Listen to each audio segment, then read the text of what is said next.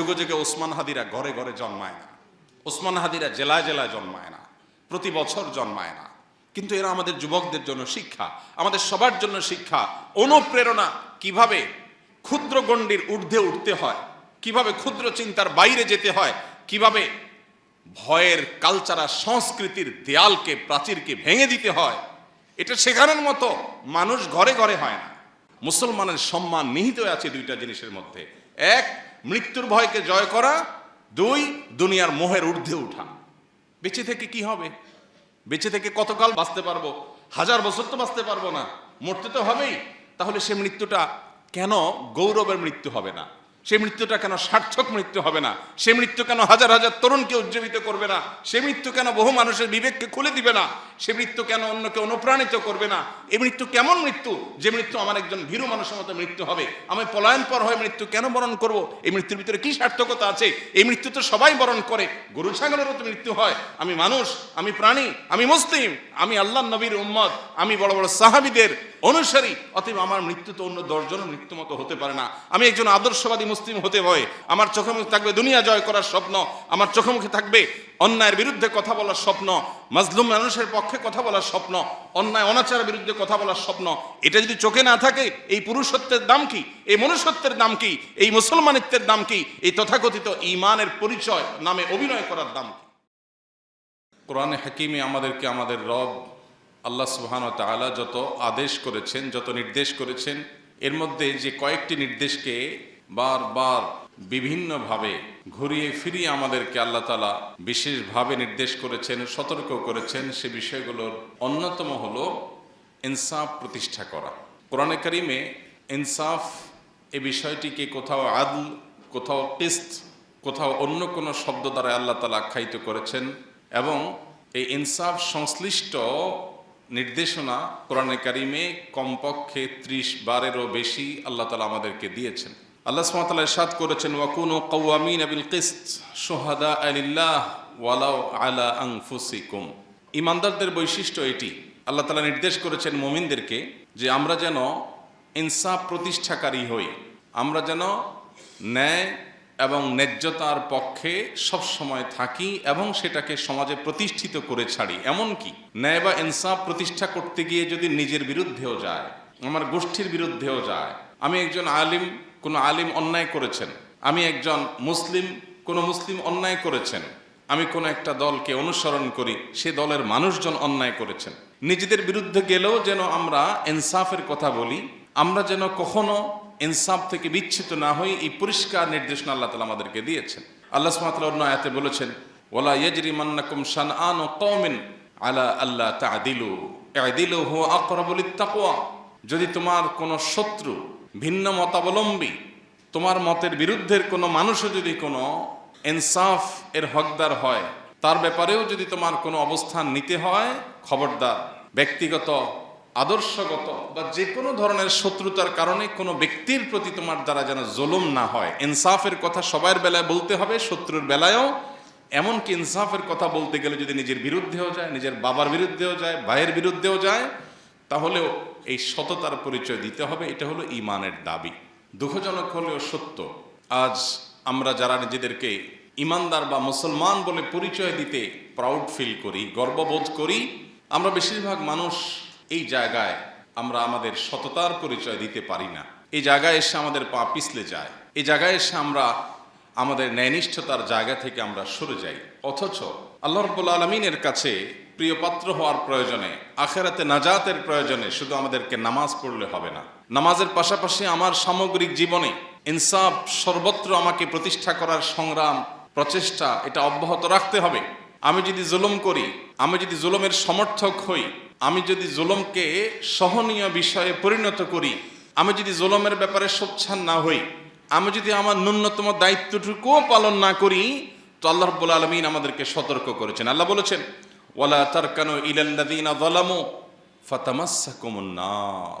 সমাজে যে সমস্ত জুলুম চলছে, অনাচার চলছে, অবিচার চলছে, অন্যায় চলছে, এই সমস্ত অন্যায় অবিচারে অনেকেই জুলুম এবং জালিমদের দিকে ঝুঁকে পড়েন, জুলুম এবং জালিমদের দিকে ঝুঁকে পড়েন, যেদিকে বাতাস সেদিকে ছাতা ধরেন। লম্বা একটা সময় আমরা দেখেছি আমাদের দেশে ধর্মকর্ম পালন করা এটাকে বাঁকা চোখে দেখা হতো।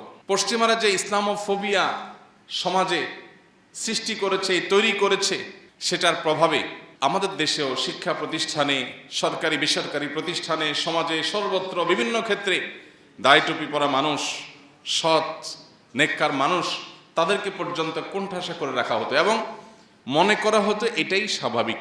নামাজি কালামে মানুষও এই জিনিসগুলোকে মেনে নিয়েছিল অনেকটা। হ্যাঁ, কিছু সংখ্যক মানুষ হয়তো অন্যায়ের বিরুদ্ধে চেষ্টা করেছেন লড়াই করবার। তো আল্লাহ রাব্বুল আলামিন সে বিষয়ে বলেছেন, ওয়ালা তারকানু ইলাল্লাযীনা যালামু ফাতামাসসাকুমুন নার। যারা জুলুম করেছে, যারা অন্যায় অবিচার করেছে, এই মানুষগুলোর দিকে তোমরা যদি ঝুঁকে পড়ো, অন্যায়কে মেনে নিলেন, ঠিক আছে এখন এটাই চলে, কি আর করা যাবে। অনেক নামাজি কালামি বাপ তার সন্তানকে এক সময় দাড়ি রাখতে উদ্বুদ্ধ করতেন না। তিনি নিজে দাড়ি রাখেন, দাড়ি রাখা মুসলমানের জন্য ওয়াজিব, আল্লাহর নবীর নির্দেশ তিনি জানেন এবং তিনি বিশ্বাস করেন, তিনি সেটাকে রেসপেক্ট করেন, তিনি মানতে চান, কিন্তু এটা করতে গেলে হেনস্থার শিকার হবে আমার ছেলে। এই জন্য ছেলেকে দাড়ি চাচতে অনেক বাবা বলতেন।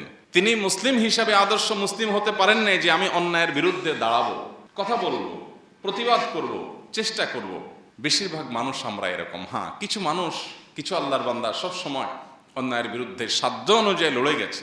তো আয়াত বলছে যারা জুলুম করে তাদের দিকে যদি তোমরা ঝুঁকে পড়ো দলীয় আনুগত্যের কারণে, অথবা ঈমানের দুর্বলতার কারণে, অথবা মৃত্যু ভীতির যে সংস্কৃতি, এই সংস্কৃতির কারণে তোমরা যদি চাচা আপনা জান বাঁচাও এই মানসিকতা লালন করে জালিমদের দিকে ঝুঁকে পড়ো, ফাতামাসসাকুমুন নার, মনে রাখবে জাহান্নামের আগুন তোমাদেরকে স্পর্শ করবেই করবে। মাদাল্লাকুম মিন দুনিল্লাহি মিন আউলিয়া, আল্লাহ ছাড়া কোনো অভিভাবক সাহায্যকারী সেদিন তোমরা পাবে না। সুম্মা লা তুনসারুন, এবং কেউ তোমাদের সাহায্যকারী হবে না, কেউ সাহায্য করবে না। আবু সাঈদ খুদরী রাদিয়াল্লাহু তাআলা আনহুর একটা প্রসিদ্ধ হাদিস আমরা অনেকে বারবার শুনেছি। তিনি বলেছেন, নবী করিম সাল্লাল্লাহু আলাইহি সাল্লাম ইরশাদ করেছেন, আফদালুল জিহাদে কালিমাতু আদলিন ইনদা সুলতানিন জায়ের। সবচেয়ে উত্তম জিহাদ হলো অন্যায় অনাচারকারী শাসক ক্ষমতাধর মানুষের সামনে ন্যায় এবং ইনসাফের কথা বলা। এটা আজ সমাজ থেকে হারিয়ে গেছে। আমরা প্রত্যেকটা মানুষ এখন সেলফিশ। আমরা প্রত্যেকটা মানুষ, এমনকি ধার্মিক মানুষও আছেন অনেকে তাহাজ্জুদ গুজার, কিন্তু তিনি আত্মকেন্দ্রিক, তিনি স্বার্থপর, তিনি নিজের জান বাঁচানোতে বিশ্বাস। শহুরে জীবনে এটা তো আরো ভয়ঙ্কর। চোখের সামনে খুন হচ্ছে, যার যাচ্ছে সে বুঝুক, আমি আমার জান বাঁচায় চলে যাই, আমি ওই ঝামেলায় যেতে চাই না। বেশিরভাগ মানুষ আমরা এই মেন্টালিটির। চোখের সামনে ছিনতাই হচ্ছে, 5 জন মানুষ একটু জোরে ধমক দিলেই ছিনতাইকারী পালায় যায়, কিন্তু ওখানে গিয়ে আমি যদি কোনো ঝামেলায় পড়ি, আমি আমার জান বাঁচাই। আমরা ভোর রাতে অনেকে উঠে তাহাজ্জুদের নামাজ পড়ি, অনেক বড় ফজিলতপূর্ণ কাজ। শীতের বিরুদ্ধে সংগ্রাম করে তাহাজ্জুদ পড়া চারটিখানি কথা না, সবার কপালে নসিব হয় না। অনেকে কষ্ট করে ক্ষুধার্ত থেকে নফল রোজা রাখি আমরা, এটাও অনেক কষ্টসাধ্য কাজ। অনেকে নিজের প্রাণের অনেক পছন্দের জিনিসপত্র আল্লাহর রাহে দান করেন, অনেক কষ্ট করে কামাই করা, উপার্জন করা অর্থ করি আমরা আল্লাহর রাস্তায় দান করি, এটাও কষ্টের কাজ। কিন্তু সেই মানুষগুলো আমরা অন্যায় অনাচারের বিরুদ্ধে দাঁড়ানো, কথা বলা, ভূমিকা রাখা, এটাও যে একটা ইবাদতের কাজ। কোন কোন ক্ষেত্রে আমার ওই তাহাজ্জুদের চাইতে বেশি ফজিলতের বিষয়, আমার দানের চাইতে বেশি সওয়াবের বিষয়, আমার অন্যান্য ইবাদতের চাইতেও আল্লাহকে বেশি সন্তুষ্ট করবে এমন বিষয়, এটা আমরা ঘুণাক্ষরেও মনে রাখি না, বরং ভুলে গেছি। কালচারটাই এমনভাবে প্রতিষ্ঠিত হয়েছে, ভোগবাদী এই পৃথিবী আমাদেরকে এমন শিক্ষা দিয়েছে যে আমাদেরকে ভয়ের সংস্কৃতি ধারণ করতে হবে, লালন করতে হবে, নিজের জীবন বাঁচাতে হবে। জীবন বাঁচায় যদ্দূর সম্ভব ইদ্দূর করলাম। আর বেশিরভাগ ক্ষেত্রে অন্যায় অনাচার এগুলোর বিরুদ্ধাচরণ, ইনসাফ এর পক্ষে কথা বলা, অবস্থান নেওয়া, এই বিষয়গুলোকে আমরা ভুলে গেছি। অথচ নবী করিম সাল্লাল্লাহু আলাইহি সাল্লামের সে হাদিস আমাদের কার না জানা।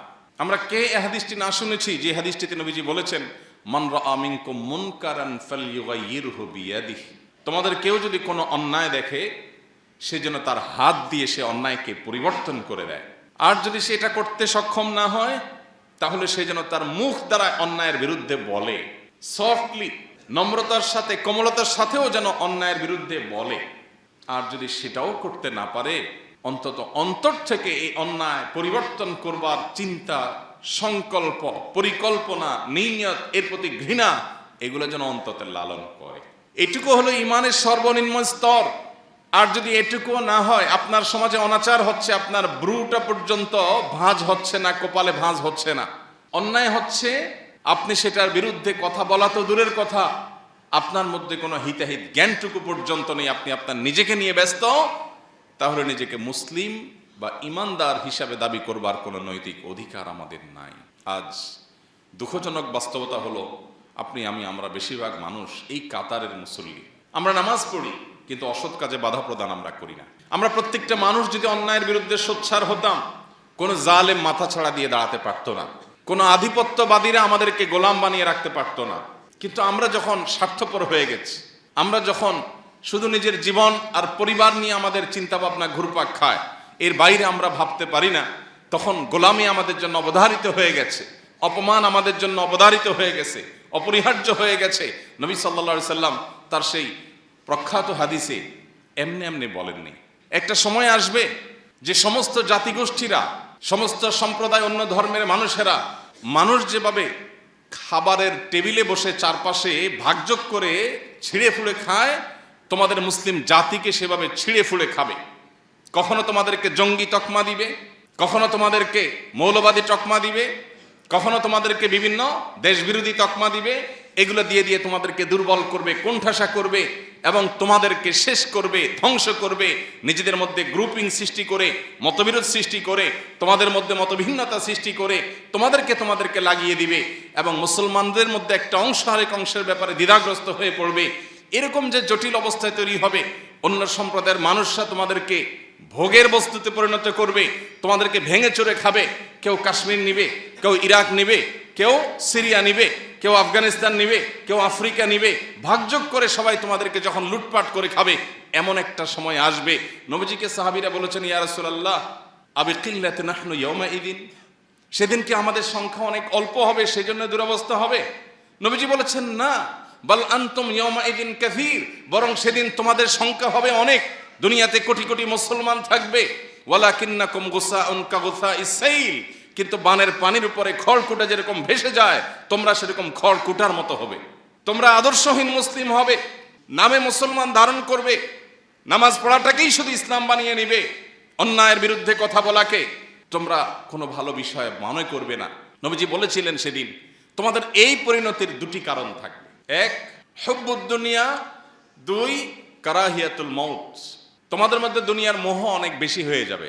দুনিয়ার মোহ যখন বেশি হয়ে যাবে, তখন আমার ফ্যামিলি, আমার বাচ্চা কাচ্চা, আমার বাপ ভাই, আমার নিজের, আমার ব্যবসা বাণিজ্য, আমার ক্যারিয়ার, তোমার চিন্তা শুধু এই চক্রের মধ্যে ঘুরপাক খাবে। এই চক্রকে ভেদ করে তুমি জান্নাত পর্যন্ত দেখতে পাওয়া, আখিরাত পর্যন্ত দেখতে পাওয়া, রবের সন্তুষ্টি অর্জন করা, সার্থক মানুষ হয়ে যাওয়া, এই মানসিকতা তোমাদের মধ্যে থাকবে না। ক্ষুদ্র চিন্তার মধ্যে তোমরা সীমাবদ্ধ থাকবে। এটা মুসলমানের পরিচয় নয়। মুসলমান সে মানুষ যে আবু বকর ওমরের সন্তান, খালিদ ইবনে ওয়ালিদের সন্তান, ওমর আবু বকরের ওসমানের সন্তান, আলী রাদিয়াল্লাহু তাআলা আনহুর আদর্শের সন্তান, মুহাম্মদ সাল্লাল্লাহু আলাইহি সাল্লামের রূহানি সন্তান। সে মুসলমান তো সামান্য শুধু ফ্যামিলির চিন্তা, কয়টা টাকা পয়সার চিন্তা, একটু লাক্সারিয়াস লাইফ লিড করার চিন্তা, একটু ভোগের চিন্তা করবে না। এটা তো পশু পাখিরাও করে, প্রাণীরাও করে। মানুষের মনুষ্যত্ব, ইমানদারের সার্থকতাই হলো তার জীবনকে অন্যায়ের বিরুদ্ধে সর্বোচ্চ সোচ্চার রেখে আল্লাহর রাহে নিজের জীবনকে নজরানা হিসাবে পেশ করতে পারা। এটাই তো মুসলমানের সার্থকতা। যেদিন তোমাদের মধ্যে দুনিয়ার মোহ পেয়ে বসবে, তোমরা ক্ষুদ্র গণ্ডির বাইরে আসতে পারবে না। তোমাদের যেদিন মৃত্যু ভয় তোমাদেরকে ঝেঁকে বসবে, জান বাঁচাবার জন্য শুধুমাত্র চিন্তা করবে, আমি এখানে গেলে আমার জান যাবে, আমি আমার জান বাঁচাই, আমি নিজে ভালো থাকি। এই চিন্তা যখন আসবে, অপমান, অপদস্থ, লাঞ্ছনা এবং আগ্রাসন এটা তোমাদের জন্য অপরিহার্য হয়ে যাবে, অবধারিত হয়ে যাবে। নবী করিম সাল্লাল্লাহু আলাইহি সাল্লামের এই হাদিস যেন আজ আমাদের সামনে জ্বলন্ত উদাহরণ। আজ প্রত্যেকটা মুসলমান আমরা নামাজ পড়তে রাজি আছি, রোজা করতে রাখতে রাজি আছি, দান সাদাকা করতে রাজি আছি, সুবহানাল্লাহ আলহামদুলিল্লাহ পড়তে রাজি আছি, তাসবিহাত পড়তে আমরা রাজি আছি। এগুলো ভালো কাজ, কোনো সন্দেহ নেই। কিন্তু আমরা অন্যায়ের বিরুদ্ধে কথা বলতে গিয়ে যদি রিস্ক নিতে হয়, সেই রিস্ক নিতে আমরা রাজি না। সময় তো ভাইরা আমার, অথচ নবী করিম সাল্লাল্লাহু আলাইহি সাল্লাম বলেছেন, মান কুতিলা দুনা দামিহি ফাহুয়া শাহীদ, মান কুতিলা দুনা মালিহি ফাহুয়া শাহীদ। যে ব্যক্তি প্রতিরোধ করতে গিয়ে, অধিকার রক্ষা করতে গিয়ে, অন্যায়ের বিরুদ্ধাচরণ করতে গিয়ে মারা যায়, সে শহীদের মর্যাদা পায়। ভাইরা আমার, আমাদের দেশের প্রেক্ষাপটে দীর্ঘদিন পর্যন্ত একটা ন্যারেটিভ প্রতিষ্ঠা হয়েছিল। সেটি হলো বিপ্লবী মানসিকতা মানেই হলো যারা ইসলাম গায়ে মাখায় না। এই মানুষগুলোকে বিপ্লবী বিপ্লবী মোড়ে আমরা দেখতে পেতাম। অথচ মুসলমান হলো সবচেয়ে বড় বিপ্লবী, অন্যায়ের বিরুদ্ধে, অনাচারের বিরুদ্ধে, আধিপত্যবাদের বিরুদ্ধে। এই ভারতবর্ষ থেকে আধিপত্যবাদীদের, সাম্রাজ্যবাদীদের খেদাও আন্দোলনে কি ভূমিকা ছিল মুসলিমদের, ওলামা একরামের নেতৃত্ব ছিল, আমরা সেই ইতিহাস ভুলে গেছি। প্রিয় ভাইরা আমার, সময় এসেছে আমাদেরকে নতুন করে ভাববার, আল্লাহ রাব্বুল আলামিনের রাহে নিজের জীবনকে কোরবান করার জন্য মানসিকভাবে প্রস্তুত হওয়ার। আল্লাহ আমাদের সবাইকে তৌফিক দান করুন। ইমানদার কখনো স্বার্থপর হতে পারে না, ইমানদার কখনো সীমাবদ্ধ গণ্ডির মধ্যে চিন্তা করতে পারে না, বরং এটা অতিক্রম করতে পারা ইমানদারের সার্থকতা। মোহতারাম হাজিরিন, আজ বড় বেশি প্রয়োজন সেই সাহাবায়ে কেরামের চেতনার। নবী সাল্লাল্লাহু আলাইহি সাল্লাম যে চিত্র অঙ্কন করেছেন মুসলমানের, সেই চিত্রের বাস্তব উদাহরণ হতে পারে এরকম কিছু মুসলমানের। এরকম কিছু মুসলমান যদি আজ পৃথিবীতে তৈরি হয়, তাহলে আবারও মুসলিমের সে গৌরব, মুসলমানদের সেই শৌর্যবীর্য, মুসলমানদের সেই ঐতিহ্য, সেটা আবার উদ্ধার করা সম্ভব। এবং সবচেয়ে বড় কথা হলো, আল্লাহ রাব্বুল আলামিনের কাছে আমার প্রিয় পাত্র হওয়া, আমার আখিরাতকে নিজের করে নেওয়ার এর চেয়ে শর্টকাট এবং সংক্ষিপ্ত কোনো উপায় নাই। যে ব্যক্তি তার জীবনের মায়া ত্যাগ করে, তার কাছে দুনিয়ার মোহ কোনো বিষয়। যে ব্যক্তি তার জীবনের মায়া ত্যাগ করতে পারে, তার কাছে পার্থিব ছোটখাটো স্বার্থ এগুলো কোনো বিষয় হতে পারে না। তাকে পৃথিবীতে কেউ পরাজয় করতে পারে না যে মৃত্যুকে ভয় করে না, বরং যে মৃত্যুকে আলিঙ্গন করবার জন্য, মৃত্যুকে ওয়েলকাম করার জন্য যে অপেক্ষা করে, সে ব্যক্তিকে কখনো কেউ পরাজিত করতে পারে না। সে মানসিকভাবে সবচেয়ে সুখী। যে বেঁচে থাকার জন্য বিড়ালের মতো এদিক সেদিক ছুটোছুটি করে, নিজের জীবন রক্ষা করার জন্য, নিজের যান বাঁচানোর জন্য, নিজের সুবিধা রক্ষার জন্য, ব্যবসাটা বাঁচানোর জন্য, পিঠটা বাঁচানোর জন্য, নিজেকে রক্ষা করার জন্য শুধুমাত্র নিজেরা নিজের পরিবারের গণ্ডির মধ্যে যে সীমাবদ্ধ হয়ে থাকে, এই ব্যক্তি লাঞ্ছনার জীবনের মধ্যে থাকে। সে হয়তো হালুয়া রুটি খেয়ে বেঁচে থাকে, সে হয়তো ভালো দিনাতিপাত করে, কিন্তু মানসিকভাবে সে কখনো একজন স্বাধীন, একজন বিজয়ী মানুষের মানসিকতা নিয়ে ধারণ করতে পারে না, জীবন লালন করতে পারে না। সম্মানিত উপস্থিতি, আল্লাহ তাআলা কোরআনে কারিমে আমাদেরকে বারবার করে বিষয়গুলো সতর্ক করেছেন, সাবধান করেছেন। এই জন্য আমাদের কোরআন বারবার পড়া উচিত। কোরআনের প্রতিটা পৃষ্ঠার প্রতিটা লাইন আমাদের জীবনে গুরুত্বপূর্ণ পরিবর্তন আনতে ভূমিকা রাখে। আমরা যদি কোরআন পড়ি, কোরআন বোঝার চেষ্টা করি, কোরআনের প্রত্যেকটা শব্দ হরফ থেকে পাওয়া বার্তা যদি আমাদের জীবন ধারণ করতে পারি, শুধু আখিরাত নয়, দুনিয়ার জীবন আমাদের সোনার জীবনে পরিণত হবে ইনশাআল্লাহ। আজকের পৃথিবী সফলতার যে সংজ্ঞা দাঁড় করিয়েছে, আজকের পৃথিবী সার্থকতার যে সংজ্ঞা দাঁড় করিয়েছে, যে ডেফিনিশন স্থির করে দিয়েছে, এটাকে বদলে দিয়েছে কোরআন, এটাকে পরিবর্তন করে দিয়েছে কোরআন। ভোগের মধ্যে নয়, ত্যাগের মধ্যেই সার্থকতা। বিড়ালের মতো শুধুমাত্র যান বাঁচানোর চিন্তা করার মধ্যেই কোনো সফলতা নয়, সুখ নয়। সুখ প্রকৃত অর্থে রিস্ক নিয়ে জীবন বাজি রেখে অন্যায়ের বিরুদ্ধে কথা বলার মধ্যেই নিহিত আছে। সে জীবনে জীবন, যে জীবন বাঘের মতো অল্প সময় বেঁচে থাকে, বিড়ালের মতো বছরকে বছর যুগ যুগ ধরে বেঁচে থাকার নাম জীবন না, এটার নাম লাঞ্ছনা, এটার নাম অপমান। যে অপমান শুধু আখিরাতেই হবে না, এই অপমান দুনিয়াতেই হবে, আমাদের চোখের সামনে আমরা দেখতে পাচ্ছি। মুহতারাম হাজিরিন, আল্লাহ রাব্বুল আলামিন বলেছেন, কুল্লু নাফসিন যায়িকাতুল মাউত।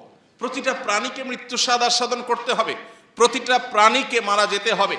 কোনো প্রাণী মৃত্যুর স্বাদ আস্বাদন করা ছাড়া পৃথিবী থেকে যেতে পারবে না, বা আজীবন পৃথিবীতে টিকে থাকতে পারবে না। মৃত্যু যখন অবধারিত, তাহলে বীরের মতো মৃত্যু, সার্থকতার মৃত্যু, অন্যায়ের বিরুদ্ধে অবস্থান নিতে গিয়ে মৃত্যু, এর চাইতে সফলতা, এর চেয়ে সার্থকতা আর কি হতে পারে? আল্লাহ রাব্বুল আলামিন আমাদের সবাইকে শাহাদাতের তামান্না অন্তরে লালন করার তৌফিক দান করুন। শাহাদাত তো অনেক পরের বিষয়। আমরা যদি আমাদের সমাজে প্রচলিত অনাচারগুলোর বিরুদ্ধে অন্তত চিন্তা ভাবনা শুরু করি, সব জায়গায় হয়তো আমাকে বৈপ্লবিক ভূমিকা রাখতে হবে না, আমি যদি অন্তত নাহি আনিল মুনকার, অসৎ কাজে বাধা প্রদান করার এই কাজটা শুরুটাও করতে পারি, তাহলেও আমি একজন মুমিন হিসাবে, ইমানদার হিসাবে এটা আমার সার্থকতার বিষয় হবে। আল্লাহ সুবহানাহু ওয়া তাআলা আমাদেরকে বড় বেশি ভালোবাসেন। আমরা আল্লাহ তাআলার প্রিয় হাবিব মুহাম্মদ সাল্লাল্লাহু আলাইহি সাল্লামের আদরের উম্মত, তার সবচেয়ে শ্রেষ্ঠ খলিল, তার বন্ধু, তার সবচেয়ে আপন মানুষটার, আপন সৃষ্টিটার আমরা উম্মত, তার পরিবারের সদস্য। যার কারণে আল্লাহ আমাদেরকে অনেক বেশি ভালোবাসেন। পৃথিবীর ইতিহাসে যত জাতিগোষ্ঠী এসেছে, যত সম্প্রদায় এসেছে, সবার মধ্যে উম্মতে মুহাম্মদী আল্লাহর কাছে স্পেশাল। আল্লাহ এদেরকে বিশেষভাবে তৈরি করেছেন এবং পছন্দ করেন। আল্লাহ বলেছেন, কুনতুম খায়রা উম্মাহ, তোমরা শ্রেষ্ঠ সম্প্রদায় হয়েছো, তোমরা শ্রেষ্ঠ সম্প্রদায়, শ্রেষ্ঠ উম্মাহ হয়েছো। কারণ উখরিজাত লিন-নাস, তোমরা ফ্যামিলির এবং নিজের স্বার্থের এই গণ্ডির মধ্যে, চক্রের মধ্যেই শুধুমাত্র ঘুরপাক খাবে, এটা তোমাদের সাথে যায় না, মানায় না। উখরিজাত লিন্নাস, তোমাদেরকে সৃষ্টি করা হয়েছে মানুষের জন্য। আমি সৃষ্টি হয়েছি কার জন্য? আমি শুধু আমার ফ্যামিলি চিন্তা করব না। একটা অনাচার হবে, কোনো মানুষ জুলুমের শিকার হবে, সমাজে কোনো অনাচার এস্টাবলিশড হবে, অন্যায় চলবে, আমি সেটা মেনে নিব না। সবসময় হয়তো আমি হাত দিয়ে বাজাইতে পারবো না, অন্তত আমার এটার বিরুদ্ধে অবস্থান নিতে হবে, ভূমিকা রাখতে হবে। সেটা হোক আমার প্রিয়জনের বিরুদ্ধে, হোক আমার এলাকার মানুষের বিরুদ্ধে, হোক আমার বন্ধুর বিরুদ্ধে। আমাকে ইনসাফ প্রতিষ্ঠা করতে হবে। বেইনসাফ করা মানুষ কখনো মুসলমান হতে পারে না, অসম্ভব। কিন্তু আজ বেইনসাফি রন্ধ্রে রন্ধ্রে আমাদের, সামান্য একটু স্বার্থের জন্য, চক্ষু লজ্জার খাতির আমরা অন্যায় করি। আল্লাহ বলেছেন, কুনতুম খায়রা উম্মাতিন উখরিজাত লিন্নাস। আমাদের সৃষ্টি করা হয়েছে, বের করা হয়েছে মানুষের জন্য, মানুষের কল্যাণে কাজ করব। তা'মুরুনা বিল মা'রুফ ওয়া তানহাউনা আনিল মুনকার ওয়া তু'মিনুনা বিল্লাহ। সৎ কাজের আদেশ, অসৎ কাজে বাধা প্রদান করা, এটা আমাদের দায়িত্ব। আল্লাহ আমাদের সবাইকে দায়িত্ব যথাযথভাবে পালন করার তৌফিক দান করুন। মুহতারাম হাজরিন, মৃত্যু তো অবধারিতই। আল্লাহ বলেছেন, কুল ইন্নাল মাউতাল্লাযী তাফিরুনা মিনহু ফাইন্নাহু মুলাকীকুম। যে মৃত্যু থেকে পলায়ন করার জন্য চেষ্টা করছো, তোমরা যে মৃত্যু থেকে রক্ষা পাওয়ার জন্য পালিয়ে বেড়াও, এখানে না ওখানে, ওখানে গেলে মনে হয় বাঁচবো, এটা করলে মনে হয় বাঁচবো, এটা বললে মনে হয় বাঁচবো না, এই বাঁচার জন্য তোমাদের যে প্রাণান্তকর প্রচেষ্টা, তোমাদের যে পলায়ন পর মানসিকতা, মনে রাখবে সে মৃত্যু তোমাদের সাথে সাক্ষাৎ করবে। শব্দটা লক্ষণীয়, ফাইন্নাহু মুলাকীকুম। আল্লাহ বলেন নাই যে তোমরা যখন পলায়ন করবে মৃত্যু তোমাদের পিছন থেকে এসে ধরবে, সেটা বলেন নাই। মুলাকীকুম বলেছেন মৃত্যু তোমাদের সামনে থেকে এসে সাক্ষাৎ করবে। তুমি যেদিকে যাচ্ছ পলায়ন করতে, ওই দিক থেকে মৃত্যু আসবে তোমাকে সাক্ষাৎ করার জন্য, এড়াতে পারবে না। মৃত্যু যখন অবধারিত, তাহলে সেটা শিয়ালের মৃত্যু কেন হবে, বাঘের মৃত্যুই হওয়া উচিত। আল্লাহর কাছেই তামান্না থাকতেই হবে ইমানদারের, যে আল্লাহ মৃত্যু যখন হবেই, মরবই যখন, আমি যেন অন্যায়ের বিরুদ্ধে কথা বলতে গিয়ে, কাজ করতে গিয়ে মরি, এটাই তো সার্থকতার মৃত্যু। আমি ভীরু মানুষের মতো মৃত্যুবরণ করতে পারি না। নবী সাল্লাল্লাহু আলাইহি সাল্লাম আল্লাহর কাছে পানাহ চেয়েছেন, আল্লাহুম্মা ইন্নী আউযু বিকা মিনাল বুখলি ওয়াল জুবন। আল্লাহ, আপনার কাছে আমি কৃপণতা থেকে, ভীরুতা থেকে পানাহ চাই। আমি যেন ভীরু হয়ে না পড়ি, আমি যেন হীনমন্য হয়ে না পড়ি, আমি যেন ভীত সন্ত্রস্ত না হই। আজ আমাদের সমাজে মুসলমানদের মধ্যে ভয়ের সংস্কৃতি সৃষ্টি হয়ে গেছে। ভয়ের সংস্কৃতি সৃষ্টি হয়েছে না হয়নি? আজ শরীফ ওসমান হাদির মতো কিছু তরুণ, তারা আমাদেরকে ভয়ের সংস্কৃতি ভাঙতে শিখিয়েছে। তারা শিখিয়েছে কিভাবে ভয়কে জয় করতে হয়। আপনার আমার অনেকের মতো তারও একটা ছোট্ট বাচ্চা আছে, মায়া আছে, এবং সে জানতো সে যে পথে পা বাড়িয়েছে, এই পথে মৃত্যু অবধারিত, সেটার জন্য প্রস্তুত ছিল, আগে থেকে ঘোষণা দিয়েছে। পরিচিত ভাই ব্রাদারকে বলে গেছে, আমি মরে গেলে আমার বাচ্চাদের দিকে খেয়াল রাখিও, জাস্ট ইট। আর আল্লাহ খেয়াল রাখবেন, যথেষ্ট। বহু লেবাসধারী ধার্মিকের চাইতে, বহু লেবাসধারী তথাকথিত আলিমের চাইতে এই ধরনের তরুণরা আমাদের ক্ষেত্রে, আমাদের জন্য এই ক্ষেত্রে অন্তত উত্তম উদাহরণ। সমকালীন জীবনে বা সমসাময়িক সময়ে নিজের অবশ্যম্ভাবী অপরিহার্য পরিণতির কথা জানার পরও এইভাবে সাহসিকতার পরিচয় দেওয়া, মৃত্যু ভয়কে জয় করা এবং ভয়ের সংস্কৃতিকে ভাঙার উজ্জ্বল উদাহরণ তার চাইতে আর ভালো কাউকে খুঁজে পাওয়া যায় না। মানুষ যখন নিশ্চিত হয়ে যায় তার বিপদ আসছে, সে সাবধান হয়ে যায়। সাবধান সেও ছিল, কিন্তু অনেকে আছেন সাবধানতা নয় বরং গা বাঁচানোর চেষ্টা করে। ঠিক আছে, জান বাঁচতে বহুত কিছু করতে পারবো, আরে জান বাঁচায় রেখে কি করবো যে জান দিয়ে কিছু করতে পারবো না? জানটা বেঁচে থাকাটা কি জন্য? আল্লাহকে সন্তুষ্ট করার জন্য, আল্লাহকে খুশি করার জন্য। আল্লাহ রাব্বুল আলামিন আমাদেরকে এখান থেকে শিক্ষা গ্রহণ করার তৌফিক দান করুন। আজকে আমাদের যে তরুণ সমাজ আছেন, তরুণ সমাজের বড় অংশকে ভোগবাদী পৃথিবী শুধু ভোগ শিখিয়েছে। এখন তারুণ্যের বড় অংশ তারা খেলাধুলা দেখে এবং সেখানে কোনো খেলোয়াড়ের গোল দেওয়া দেখে সে উজ্জীবিত হয়ে যায়, সে উত্তেজিত হয়ে যায়। তার পছন্দের দল হেরে যাওয়া দেখে সে মুষড়ে পড়ে, ভেঙে পড়ে, মন খারাপ করে, সে চোখের পানি ফেলে দেয়, কেঁদে দেয়। মুসলমানের সন্তান, সে জানে না এটা তার পরিচয় না, এটা তার সার্থকতা না। সে সাম্রাজ্যবাদীদের, সে আধিপত্যবাদীদের, সে পৃথিবীর মাস্তানদের টুলে পরিণত হয়েছে। তারা তাকে ব্যবহার করছে, ক্রীড়ানক বানিয়েছে। আজ কোন মুসলিম তরুণ সে সকল বাধার প্রাচীর ডিঙিয়ে, সকল প্রটোকল ভেঙে দিয়ে সে যদি কোনো খেলার মাঠে দর্শক গ্যালারি থেকে একবারে মাঠে গিয়ে খেলোয়াড়কে জড়িয়ে ধরে, মনে করা হয় বাহ, সে কি জয় করেছে। অথচ মুসলমান তো খালিদ বিন ওয়ালিদের সন্তান, ওমর আবু বকরের সন্তান, ওসমান আলীর সন্তান, আব্দুল ইবনে ওমরের সন্তান রিদওয়ানুল্লাহি তাআলা আলাইহিম আজমাইন। তারা আমাদেরকে শিখিয়েছেন কিভাবে ইনসাফের জন্য সংগ্রাম করতে হয়, লড়াই করতে হয়, পৃথিবীর মানুষকে সত্যের পথে আনবার জন্য লড়াই করতে হয়, কিভাবে নিজের ভোগবাদিতাকে পায়ের নিচে পিষ্ট করতে হয়। এই শিক্ষা তারা দিয়ে গেছেন। এই জন্য পৃথিবীকে তারা শাসন করেছে, পৃথিবী তাদের পায়ের নিচে এসেছে। কারণ মুসলমানের সম্মান নিহিত আছে দুইটা জিনিসের মধ্যে: এক, মৃত্যুর ভয়কে জয় করা; দুই, দুনিয়ার মোহের ঊর্ধ্বে উঠা। বেঁচে থেকে কি হবে? বেঁচে থেকে কতকাল বাঁচতে পারবো? 1000 বছর তো বাঁচতে পারবো না, মরতে তো হবেই। তাহলে সে মৃত্যুটা কেন গৌরবের মৃত্যু হবে না?